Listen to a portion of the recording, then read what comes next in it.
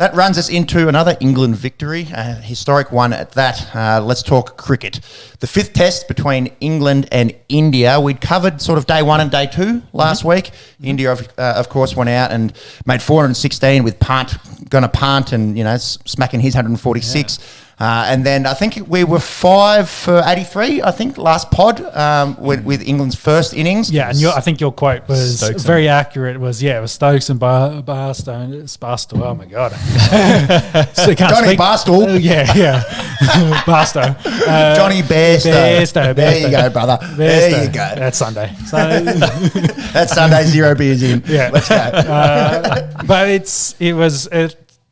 I think you hit the nail on the head. They had to do what they needed to do. Stokes didn't get really enough here, but he made 25. Billings held around long enough to, I guess, give Johnny the chance to put on a decent runs there to at least put them in the hunt. Because we were worried they weren't going to get 150 or maybe they get 200. Yeah, when you're 5 for 83, we were talking about follow-ons and the like. So 284 was a solid get in the first there to then kind of push it into this for the back half of this test match. So and the big talking point out of this was early on day 3, the heated exchange between Virat Kohli and Johnny Bairstow. Bairstow, I think, was 13 off 60 odd at the time. India were right on top of England. They were about 5 for 97. And it wasn't really clear what was said. It did seem like Bairstow instigated. And then there was a lot of finger pointing and hated words. And actually, Virat Kohli ended up blowing some kisses to Johnny Bairstow. Post-match or post-day's play, I think Johnny said something along the lines of, there was nothing in it. It was just a bit of passion, et cetera, et cetera. Of course, Johnny is going to say there was nothing in it because after, that exchange, he just went mad. He lifted his scoring rate and he seems to play very, very well when he's angry. I think it's a ginger thing. I really do think it's a ginger thing. Stokes plays well when he's angry. Bairstow plays well when he's angry. Our friend of On The Esky, Steam, I've never seen him angry, so I'd imagine, if he got fired up, he might be able to lift his game. And the tweet of the week, I reckon, was from Jimmy Neesham of New Zealand Test cricket fame, and he said, "Why do opposing teams keep making Johnny Bairstow angry? Lol. He gets 10 times better." And I had images of Johnny the Hulk Bairstow. You don't want to see me when I'm angry. I don't know why he's Scottish. And him, busting out, that big chest and turning green or red or whatever we can do in this iteration of the Hulk in my head. He just completely responded to all the pressure and all the Indians, especially Virat Kohli, giving him plenty, and just went wham bam, thank you, ma'am. Let's keep England in this Test match. Thanks very much. Yeah, well, Kohli's kiss of death, I think it is probably what it ended up being because it continued. So to the point it was through England's second innings. Kohli over exaggerating, celebrating some of those wickets to the point that he one of the Johnny Bairstow one. Yeah. So the umpire had to step in and give him a couple of words and say, settle down a little bit. We're here. It's a gentleman's game. We're here to play cricket. Kohli, he's always been that fiery, passionate leader. Yeah. And I wonder if he was trying to, because, with Bumrah being the captain, he's probably de facto on the field and he's there trying to gee his guys up to say, hey, we're in a tough spot here and we need to kind of put the foot down and get these guys out. And didn't really happen. But I can see, yes, he's trying to pump them up. He's trying to over exaggerate. He's like, come on, guys, we gotta get in here. We gotta compete with the Baz ball. So, it didn't work. Did not work. Let's talk India's second innings, and the opposite of Baz ball is Pujara ball. Yes. He went out there and played traditional Test cricket with it, making 66 off 168. Punt chipping in again with 57, and Ben Stokes also leading with the ball with 4 for 33 from his 12 overs. Now, did you see this little pinky finger? They're waving the pinky finger around. I thought, what the hell is that? Are they saying that the opposition have got little dicks and Baz has got this big cock and he swings it around? Is that what that means? No, it comes from the new Elvis movie. Apparently Elvis does it a little bit, and Stokes had watched the Elvis movie and he was saying to the boys, I want you to be rock stars like Elvis. So that's apparently that's the story that they're saying, at least. Yeah, there used to be. You remember that little the pinky commercial? finger. I think it's an Australian thing. Well, you remember that used to be that commercial for speeding, and it was you'd wave the little pinky finger to if you were to show your disdain, if you will, at someone for speeding past. Did you see the idea being that they were compensating for their little pinky of a Did you see Audi's like follow up ad to that? Negative. No. There's. The Audi pulls up, revs the engine a little bit, and the old lady gives him the pinky finger. He winds down his window, puts his pinky finger up, and it's like 6 inches long. It's like massive ass pinky finger, big thick one, and he's just like, right. Big 6 inches. Oh, I love that. For a pinky finger, it's implying like I'm not going to say I've got a massively pinky well finger. hung. Yes. Anyway, enough of the cock chat.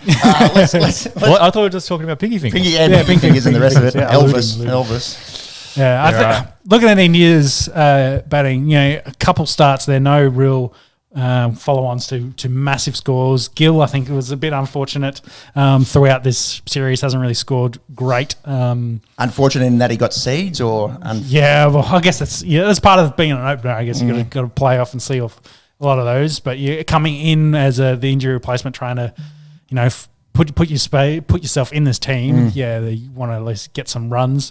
The top order not super strong, and I think Kohli watch. Yeah, we talked about the kiss of death. Getting stuck into a bloke that's scored more tons in the last 3 weeks than he has in almost the last 3 years. Well, he has it because I was looking it up. In fact, I wrote it somewhere in these notes.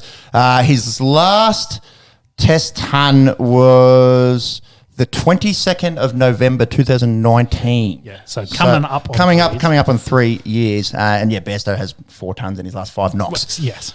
And again, when you're trying to fire up the boys and get stuck into someone, I wonder how his Indian teammates are seeing that now. Well, that's what I was going to ask. It's very different to when you're making runs to when you haven't made runs for a long time. Yeah, going back to the kiss of death and stuff, I guess does he have the credibility to be able to talk like that? Well, that's the thing. We talked about Draymond Green. It was like when you talk the talk, you got to walk the walk. And Draymond did. Well, they went out and won. Draymond played good defense. Kohli, hasn't really been walking that walk recently, but he's doing a lot of talking. So, do you give yourself an opportunity to talk the talk based on prior form? Yeah, but that was 3 years ago, bro. So. I'm playing devil's advocate. I think he looks like an idiot when he's doing that. Yeah, averaging 20 at the moment. It's not great, I think. And focus on your batting. Less than Trent Bolt, as we alluded to over the last 2 years in a prior episode. Well, look, they were right on top when he was sort of barking, and you just got to slowly see Virat Kohli and his Indian teammates, their hearts get broken.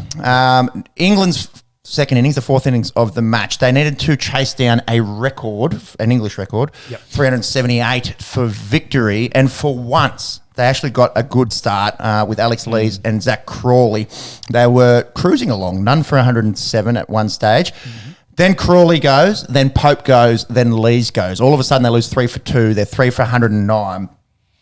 Momentum, India. Yep. Enter the Yorkies. That they were playing this one in Birmingham, so in the Midlands. But Bairstow obviously getting those runs back in Leeds at their home ground. Joe Root goes out and makes 142 in this sort of Bazball style, striking at about 80, 85. Yep. And Johnny Bairstow just continues this illustrious run of form with 114 not. They scored 269 runs in this partnership. Just absolutely, the Indian bowlers just had absolutely no answer for either of these two. Look, they wanted them to be rock stars, and they were rock stars. The highest fourth innings chased by an English team, eighth most runs chased down by any team in Test history. One of the all-time day fives in Test history. And Johnny Bairstow, just his numbers quickly: 589 from 578 ball. So striking just quicker than a runner ball from his last 5 Test innings, 4 centuries, 2 not outs. His average has risen from a measly 34 to a more respectable 37. Once you start getting in the high 30s, people can consider you a pretty reasonable middle order bat. I wonder how the Indian fans took to this sort of capitulation, if it was just hats off to Root and Bairstow just being way too good, or if they think maybe that they missed a few tricks. Well, reckon complete embarrassment by India. Okay. So I kind of feel that maybe the sentiment for a lot of them, especially watching some of that last day, there was no turn, no swing. They really couldn't get anything on the ball. They were constantly trying to get new English balls. roads, man. That's a new thing. Yeah. English roads. Yeah, They hold out for 5 days. Mm-hmm. So they really try. They're really trying to find something to go in their favour, where instead of maybe trying to grind their way into the game, drive the runs up, put pressure on, and it just allowed, I guess, Root and Johnny to be a little bit more free with it and play to their game and their strengths. And they were whacking them all over the place as well. Like ridiculous. It kind of got to a point when sort of Root was sort of in the 60s and Bairstow was about 30 odd, where you kind of go, I think England's going to win this. Yep. And then it just started getting to the point where you're like, oh, they're going to shit this in. Yeah, once they got the ascendancy, that momentum, and were on top, it was done deal. Foot on the throat stuff, boys. Foot on the throat. You could just see it coming, and you look at that, like 19 and 15 fours with 1 6 apiece. Like, they were just going after them. Yeah, boundaries galore. Strike rates of 82 for Root and 79 for Bairstow. Bazball seems to be a bit of a thing, and it's an interesting English summer so far in that England have just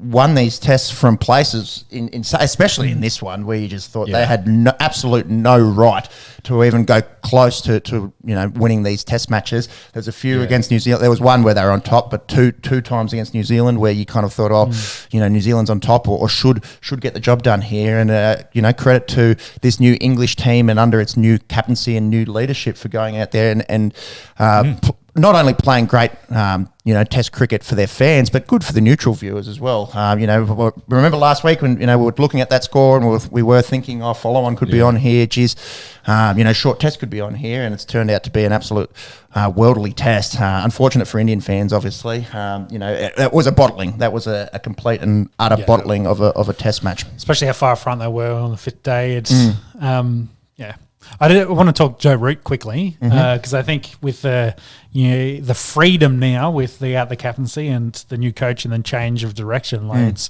definitely opened it up a little bit for him. Now he's got a few extra helpers as well. He's not completely trying to carry that team and trying to get them into winning situations. So I think he's been quite enjoying the new change, and I'm not sure. I saw the stat. I'm not sure what the stat was because he got a ton in this, and I think he took the lead in tons over the other 4, and then Steve Smith then tied that back up in the subsequent Australia-Sri Lanka. Yeah, I'm going off the top of my head here. I think it was 28. Yeah, so I think he went ahead and Smudge, which we'll talk about in just a sec, leveled up at 28 as well. Yeah, but another English player on a great run of form of late as well, and getting some support now from some of the other boys that have really taken well to the Bazball concept, and we'll have to see how that plays out long term, whether they can sustain this kind of play style across the various continents. So. Yeah, I think Smudge. Can you look up Smudge's quote? R.E. Bazball. I think something along the lines of, "We'll see how Bazball goes when it's day 4, in Australia or something along those lines." Day 4 at the Gabba. Well, yeah, we've gone in overly confident too, overly zealous as the touring teams and how they might perform at traditional strongholds like the Gabba. Washington Sundar still appears occasionally in my nightmares. Where were we? Yes. I think that we're happy. We're happy for England and New Zealand in the Test matches. They tied the series. Drew the series. Drew the series. So in the end, they tied it up at 2-2, which was the last match, so ended up in a draw, which I think is a big out for India because they were heavily on top of that. Before the whole COVID and the delaying of this match. And thank you there, Ricken, as well. look, this Indian team really could have left their mark in history, you know, with winning in Australia and South Africa and England away. But now they've lost to South Africa, where they were highly fancied away, and they've now lost. Oh, well, they weren't able to win the series, I suppose, against England. They're kind of a different team from where they were That as is well. true. Like Yeah. a lot has changed. But that core of that team is essentially all the same. Yeah, well, we can say the same thing about England, and you know, Two very different teams from 12 months ago. Yeah, but from 6 months ago. But I think that the you know, the strategy, the direction for both of them has changed dramatically. Sure. Especially at the captaincy level. Sure. Not so much the coaching for India, but you can see that there has been changes there. Yeah, and but you guys 1 through 11 are essentially the same. Yep. I can see where you're at. And speaking of captaincy changes, Josh Butler, his white ball captaincy has gotten off to a very conspicuous start. India bouncing back, although, you know, quite a different team to the Test team, although a few T20s. Yeah, a few guys there that are the same. India have emphatically won the first two T20 internationals. They won the first one by 50 runs, made 8 for 198. Hardik Pandya, 51 and 4 for 33 with the ball. And that man, Josh Butler, you know, we talk about the captaincy with root and does it affect you? Does it get in your head? You can't just worry about batting and the rest of it. Yep. Gets a first ball quacker. Yeah. Gets his pegs dismantled by Bhuvneshwar Kumar, and England only managed 148 response. India take that one comfortably in Southampton. And then in the second one, India win by 49 runs. So, you know, pretty much the same story. They went out and made 8 for 170. The top order didn't do it as easily as they did in Southampton, but Jadu, that man that is always you know, able to turn games on their head, he made 46 of 29 not to set up India's 170. And I did take a double, just scroll down there for me, monks, there for Richard Gleeson. If that's not the most English name you've ever heard in your life, I don't know what is. Richard Gleeson, 3 for 15 from 4 overs, a maiden. I thought, is this a young up-and-comer? I don't know who the fuck this bloke is. 34-year-old on debut, if you don't mind, in his first T20 international. So a bit of a silver lining there for the Poms in a 34-year-old. It's never too late, boys. It's never too late. England, though, pretty miserable with the bat. Dismissed for 121. Kumar, 3 for 15. Bumrah and Yuzi Chahal, 2 for 10. They will play a dead rubber T20 international, and then some ODIs, and then the South Africa tour upcoming. So it's going to be a long India or for England? For England. So a long summer for them. I think they play that Test series goes into mid to late September, I think. So definitely getting a lot of cricket in. Yeah. So in that first match for the T20, did they have anyone from the Test team playing? That first game, no, completely different team. Yeah, completely different team. Kohli with 1 from 3. Yeah, I saw that. Yeah, keeping his poor run of form. So second teams, yeah. So but in the second match, yeah, Punt, Punt, Kohli, Bumrah, Jadeja. Yeah, there you go. So yeah, gave him a little rest and then changed it all up. But I guess it didn't matter. Did it easy. The Indian team has been dominating in the white ball form, but I guess they've gone up against England, who have been just as good. Yeah, that's right. That's why it's so surprising, I think, for them to dish up what they did in the last two